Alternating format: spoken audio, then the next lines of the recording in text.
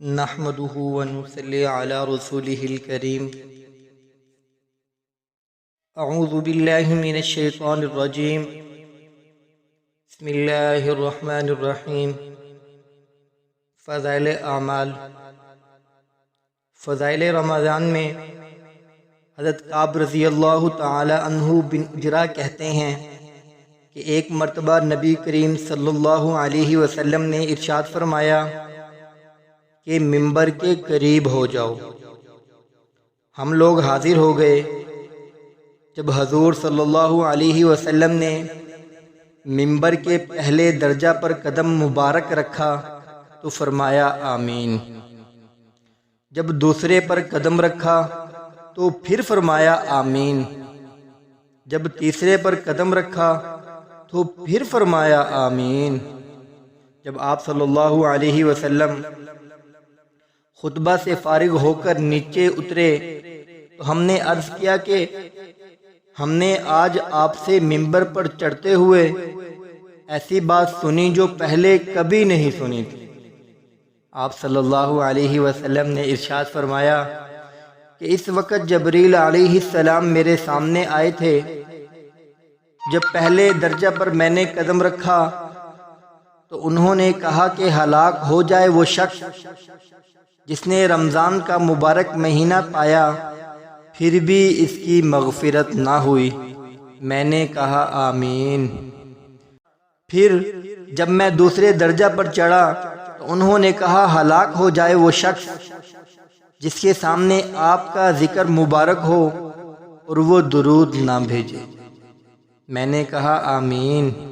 جب میں تیسرے درجہ پر چڑھا تو انہوں نے کہا ہلاک ہو وہ شخص جس کے سامنے اس کے والدین یا ان میں سے کوئی ایک بڑھاپے کو پاوے اور وہ اس کو جنت میں داخل نہ کرائیں. میں نے کہا آمین. اس حدیث میں حضرت جبریل علیہ السلام نے 3 بد دعائیں دی ہیں اور حضور اقدس صلی اللہ علیہ وسلم نے ان تینوں پر آمین فرمائی. اول تو حضرت جبریل علیہ السلام جیسے مقرب فرشتے کی بد دعا ہی کیا کم تھی، اور پھر حضور اقدس صلی اللہ علیہ وسلم کی آمین نے تو جتنی سخت بد دعا بنا دی وہ ظاہر ہے. اللہ اپنے فضل سے ہم لوگوں کو ان تینوں چیزوں سے بچنے کی توفیق عطا فرمائیں اور ان برائیوں سے محفوظ رکھیں، ورنہ ہلاکت میں کیا تردد ہے. در منشور کی بعض روایات سے معلوم ہوتا ہے کہ خود حضرت جبریل علیہ السلام نے حضور صلی اللہ علیہ وسلم سے کہا کہ آمین کہو، تو حضور صلی اللہ علیہ وسلم نے فرمایا آمین، جس سے اور بھی زیادہ اہتمام معلوم ہوتا ہے. اول وہ شخص کہ جس پر رمضان المبارک گزر جائے اور اس کی بخشش نہ ہو، یعنی رمضان المبارک جیسا خیر و برکت کا زمانہ بھی غفلت اور معاصی میں گزر جائے، کہ رمضان المبارک میں مغفرت اور اللہ جل شانہ کی رحمت بارش کی طرح برستی ہے. جس شخص پر رمضان المبارک کا مہینہ بھی اسی طرح گزر جائے کہ اس کی بدعمالیوں اور کوتاہیوں کی وجہ سے وہ مغفرت سے محروم رہے، تو اس کی مغفرت کے لیے اور کون سا وقت ہوگا اور اس کی ہلاکت میں کیا تعامل ہے. اور مغفرت کی صورت یہ ہے کہ رمضان المبارک کے جو کام ہیں یعنی روزہ، تراویح، ان کو نہایت اہتمام سے ادا کرنے کے بعد ہر وقت کثرت کے ساتھ اپنے گناہوں سے توبہ استغفار کرے. دوسرا شخص جس کے لیے بد دعا کی گئی وہ ہے جس کے سامنے نبی کریم صلی اللہ علیہ وسلم کا ذکر مبارک ہو اور وہ درود نہ پڑھے. اور بھی بہت سی روایات میں یہ مضمون وارد ہوا ہے. اسی وجہ سے بعض علماء کے نزدیک جب بھی نبی کریم صلی اللہ علیہ وسلم کا ذکر مبارک ہو تو سننے والوں پر درود شریف پڑھنا واجب ہے. حدیث بالا کے علاوہ اور بھی بہت سی وعیدیں اس شخص کے بارے میں وارد ہوئی ہیں جس کے سامنے حضور صلی اللہ علیہ وسلم کا تذکرہ ہو اور وہ درود نہ بھیجے. بعض احادیث میں اس کو شقی بخیل تر لوگوں میں شمار کیا گیا ہے، نیز جفاکار اور جنت کا راستہ بھولنے والا، حتیٰ کہ جہنم میں داخل ہونے والا اور بد دین تک فرمایا ہے. یہ بھی وارد ہوا ہے کہ وہ نبی کریم صلی اللہ علیہ وسلم کا چہرہ مبارک نہ دیکھے گا، اور جو شخص نبی کریم صلی اللہ علیہ وسلم پر ایک مرتبہ درود بھیجے، حق تعالی شانو اس پر 10 رحمتیں بھیجتے ہیں۔ نیز ملائکہ کا اس کے لیے دعا کرنا، گناہوں کا معاف ہونا، درجات کا بلند ہونا، احد پہاڑ کے برابر ثواب کا ملنا، شفاعت کا اس کے لیے واجب ہونا، ان سب کے علاوہ درود شریف سے تنگی، معیشت اور فقر دور ہوتا ہے۔ اللہ اور اس کے رسول کے دربار میں تقرب نصیب ہوتی ہے، دشمنوں پر مدد نصیب ہوتی ہے، اور قلب کی نفاق اور زنگ سے صفائی ہوتی ہے، لوگوں کو اس سے محبت ہوتی ہے، اور بہت سی بشارتیں ہیں جو درود شریف کی کثرت پر احادیث میں وارد ہوئی۔ تیسرا وہ شخص جس کے بوڑھے والدین میں سے دونوں یا ایک موجود ہوں اور وہ ان کی اس قدر خدمت نہ کرے کہ جس کی وجہ سے جنت کا مستحق ہو جائے۔ والدین کے حقوق کی بہت سی احادیث میں تاکید آئی ہے کہ ان کی بے ادبی نہ کرے، تکبر سے پیش نہ آئے، اگرچہ وہ مشرک ہوں، اپنی آواز کو ان کی آواز سے اونچی نہ کرے، ان کا نام لے کر نہ پکارے، کسی کام میں ان سے پیش قدمی نہ کرے، امر بالمعروف اور نہی عن المنکر میں نرمی کرے، اگر قبول نہ کرے تو سلوک کرتا رہے اور ہدایات کی دعا کرتا رہے، غرض ہر بات میں ان کا بہت احترام ملحوظ رکھے۔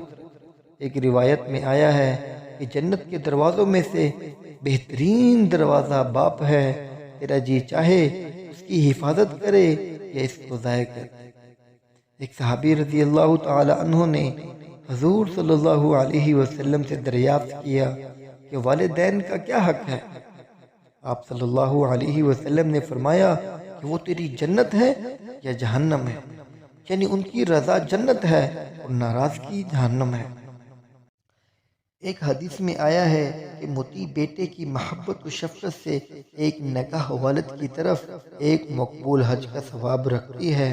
ایک حدیث میں ارشاد ہے کہ شرک کے سوا تمام گناہوں کو جس قدر دل چاہے اللہ معاف فرما دیتے ہیں، مگر والدین کی نافرمانی کا مرنے سے قبل دنیا میں بھی وبال پہنچتے ہیں۔ ایک صحابی رضی اللہ تعالی عنہ نے عرض کیا کہ میں جہاد میں جانے کا ارادہ کرتا ہوں۔ آپ صلی اللہ علیہ وسلم نے دریافت فرمایا تیری ماں بھی زندہ ہے؟ انہوں نے عرض کیا کہ ہاں۔ حضور صلی اللہ علیہ وسلم نے فرمایا کہ ان کی خدمت کر، ان کے قدموں کے نیچے تیرے لیے جنت ہے۔ ایک حدیث میں آیا ہے کہ اللہ کی رضا باپ کی رضا میں ہے اور اللہ کی ناراضگی باپ کی ناراضگی میں ہے۔ اور بھی بہت سی روایات میں اس کا اہتمام اور فضل وارد ہوا ہے۔ جو لوگ کسی غفلت سے اس میں کوتاہی کر چکے ہیں اور اب ان کے والدین موجود نہیں، شریعت مطہرہ میں اس کی تلافی بھی موجود ہے۔